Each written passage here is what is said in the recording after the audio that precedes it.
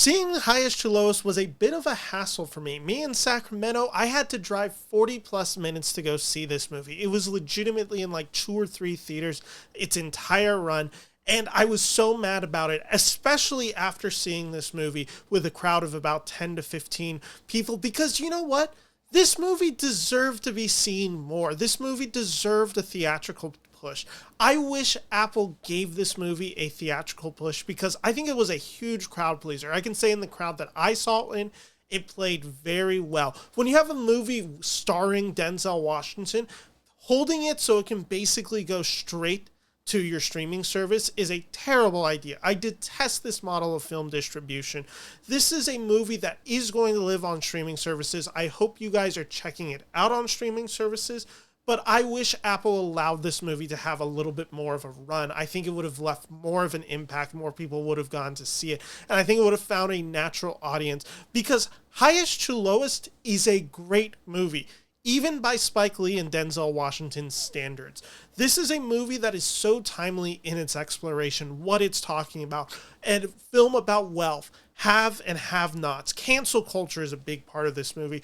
Who gets famous, why people get famous, what they do in seek of fame, and it is a further evolution of a filmmaker and a city that he has been focusing on his entire career. It's very exciting. So let's talk about what worked for me in Highest to Lowest. So for those who do not know, Highest to Lowest is a reimagining of Kurosawa's High and Low. It's basically the exact same premise with a little bit of a different modern spin on it. In this movie, we follow the Denzel Washington character, who is a music mogul. He's considered as having one of the best ears in the business, and he is on the verge of making his legacy. He is about to pull off a very risky financial move that will allow him to have a bigger stake in his career, to have more control over what he wants to do.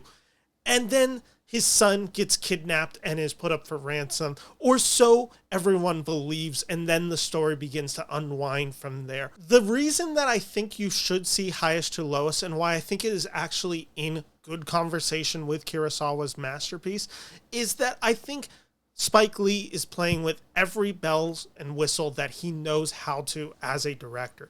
This is a movie that the screen is bursting to life with rhythm and thought throughout. It is such a provocative movie at time. And the Spike Lee Denzel Washington connection is so special. We've seen it in films like Mo Better Blues. We've seen it in Malcolm X. He Got Game. Inside Man, I believe this is their 5th time working together. This is a script that Denzel brought to Spike Lee to direct. And this is a crime thriller first and foremost. Yes, all of Spike Lee's interests are in this movie, and it's especially present with New York policing being a big thing, racial tension, wealth inequality, hating the city of Boston, which is a very funny, reoccurring joke in this movie, and this intersection of race and faith. That's something Spike Lee has, especially the past decade, been exploring.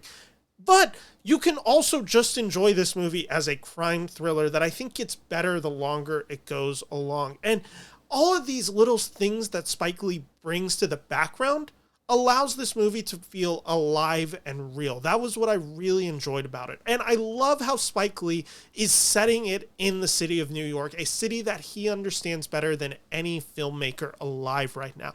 Specifically setting this in a Brooklyn that is unfamiliar from the history of Brooklyn in Spike Lee's movies, such as in Do the Right Thing, in Crooklyn, and all of those films that made Spike Lee, to see it from a different perspective, to see the wealth of Brooklyn in this music mogul, I find a pretty interesting wrinkle on the Spike Lee filmography, and something that I don't think I can really say Spike Lee has explored up into this point. And there are moments where this all just works to great wonders. When this movie is outside, when this movie is in the city of New York, I think it is one of the most exciting movies of the year.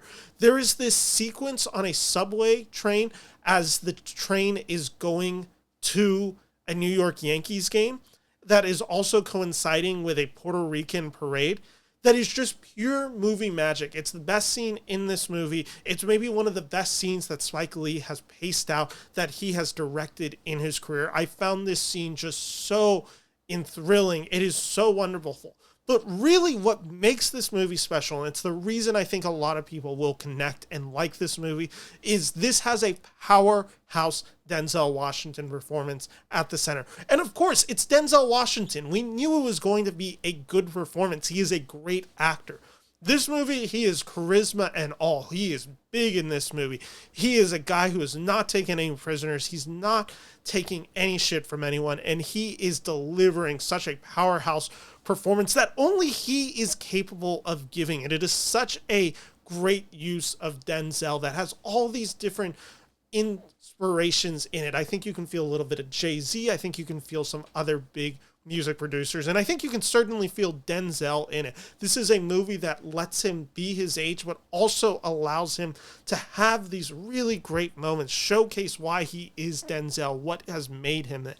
It's one of my favorite Denzel performances in a long time. Highest to Lowest is a movie that is trying to put you in these characters' shoes and make you think, what would I do in this situation? How far will I go? That is the whole plot of the Denzel Washington character, where he keeps asking himself, what am I going to do next? In that, Denzel is a perfect vessel for this film. He is an actor that can play any mode that is thrown at him. He fills up any room he is. He is charisma. He is the center of attention.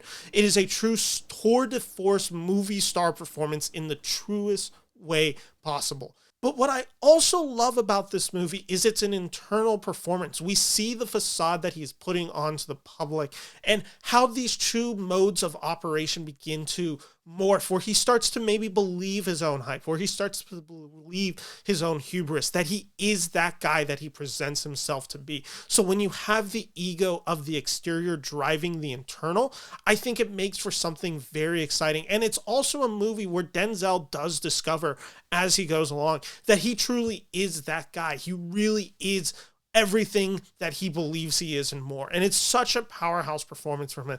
It is the personification of a line in another Denzel movie, unrelated to this, but it's Training Day. It's the line where he says, King Kong ain't got shit on me. That is what this performance is. It is a character who can live up to that statement. In Training Day, it is a moment spoken out of hubris. In Highest to Lowest, it is an accurate assessment of who he is, the swagger and attitude that he carries himself to. And it is Spike Lee exploring the idea of clout, what that means in the year 2025. The thematic idea that Spike Lee is most fascinated in this movie is that it is the currency of clout in the digital age. Who has it, how one gets it, how one loses it, and how everything changes in the age of online outrage and how fast it all moves. Denzel has become a very public figure in this movie, and he is also somebody that in real life is talking about things like cancel culture. He's been very candid in his statements on it. I'm not going to pretend that I agree with everything he says, but I do think he is somebody that is fascinated with that in this performance, as is Spike Lee. Now, to say that Highest to Lowest is a movie about cancel culture, I think would be disingenuous. I don't think that is the driving force of this movie. However, it is a key element to understanding what makes this movie work. And Denzel's character of David King has to constantly be in the loop of just how every little move he makes in this movie is going to be received on social media, how everything he does is scrutinized, how 1 minute he can be valorized and then the next vilified, sometimes for the exact same action, sometimes within minutes. On the internet, you have your fans, you have your detractors, you have your detractors of your detractors, and so on and so forth. That's what this movie does so well, is exploring that. It's noise, and that is the whole point of him having the best ear in the business. It is something that the David King character has to have. He has to have the best ear in the world to silence the noise of modern day life. On the flip side, we are then introduced to, I think, one of the most interesting performances in a Spike Lee movie, and that's because this is somebody that I would not describe as a classically trained actor. It is A$AP Rocky, who plays the antagonist role in this movie. He is the clout chaser. He is the person willing to go as far as he needs to seek fame and glory. This is an incredible performance from A$AP Rocky. The second half of this movie does not work without him going toe to toe with Denzel Washington. And he delivers. He holds his own against one of our best actors. It is a really exciting performance. You also get this credibility that he brings in as a rapper. He is able to produce incredible music for this movie and very catchy music. But specifically, what works so much about A$AP Rocky is how Spike Lee is then able to explore the culture of raps versus hip hop. Hip hop is something so fundamental to Spike Lee's filmography, whether it's Do the Right Thing, that opens with Public Enemy, which is maybe one of the most important songs used in a movie. This is a new era of rap that Spike Lee at times seems to be pretty uncomfortable with the connotations of that. At times, this movie can feel like an older generation looking down on a younger generation, but I still think he has a pulse on the younger generation, what it says, what it means. I think that's kind of the genius of this movie, is how much it is willing to explore it, how much it is willing to be critical of it, but also find the excitement of it. And this is a film that Spike Lee is somebody who is very influenced by the works of Martin Scorsese. You can see him borrowing Scorsese's work throughout his career. I found that to be very true in Highest True Lowest, where I really felt the influence of Scorsese, specifically in his film, The King of Comedy. And by that, I mean it's a film that is exploring people's reaction to crime. It is a movie exploring the celebrity. It is a movie about our obsession with celebrity and fame and how that is so ingrained in our pop culture as Americans. This film is not without its detractions, though. There are elements of this movie that do not work. The Denzel family is incredibly unremarkable, and that's also specifically an issue with the first half of this movie. When we are interior, when we are just in this apartment with David King's family, you have a lot of actors just unable to hold ground with Denzel. It is really Denzel and Jeffrey Wright as actors having to carry a lot of the burden of this movie. The actress who plays Denzel's wife, she gets nothing to do in this movie, and to be honest, she's not even up to that challenge. It's a pretty unremarkable performance from her.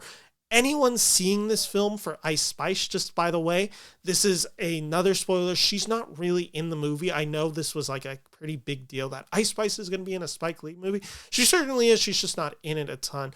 And like I said, that also causes an issue with the first half of the pacing issues. You really need Jeffrey Wright and Denzel for this movie to be a powerhouse. Once the Jeffrey Wright character becomes more ingrained into the story, once he is more involved of this character that he is playing of Paul, and he comes more to the forefront, I think this movie's pretty electric. And it is, again, what I talked about.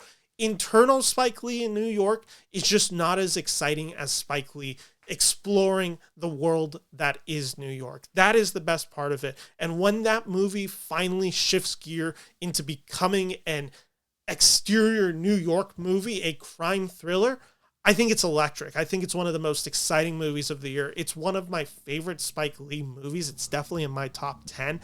I really enjoyed it. I'd really suggest you checking this out on Apple TV. I think it is well worth your time. I'm going 4 out of 5 stars. So thank you to everyone who watched this video. Make sure to subscribe to my channel for more reviews. I believe I'll be seeing the new Stephen King movie, The Longest Walk, sometime this week. So I'm hoping to have a review out for you guys before the movie actually hits theaters. So thank you to everyone who watched. Subscribe to this channel for more.